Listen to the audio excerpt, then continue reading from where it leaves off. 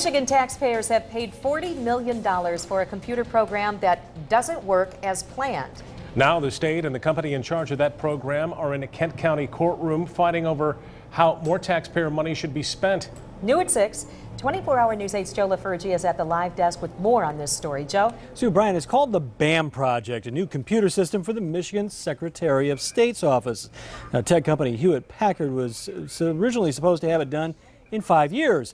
Now, 10 years after the project started, the state says enough's enough. There have been massive, year after year, hundreds of defects and breaches. That's what the people of this state have gotten for some $40 million. Millions of taxpayer dollars spent on a program that's only partially done. Last month, the state canceled its contract with HP, but under the deal, the state was supposed to get the project's source code. That's the computer code that makes the system run, and HP workers were supposed to stay on the job and make sure the parts of the program that are working stay working. There's a risk that without the source code, the entire system could go down. That includes vehicle registration, voter records, police and court records, and we don't have the ability to respond or debug that.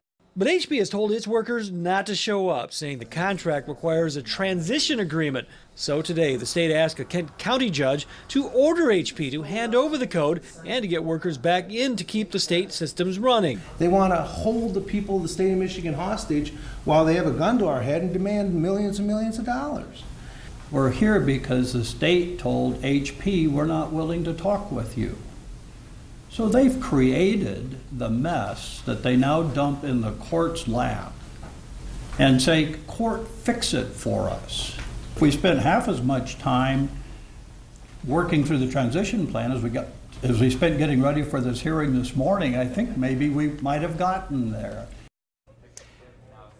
Now, it turns out that Hewlett Packard can't be blamed on all of this. A state audit 3 years ago found the state had mismanaged the contract, making changes that weren't fully approved and paying HP millions of dollars for work that wasn't done.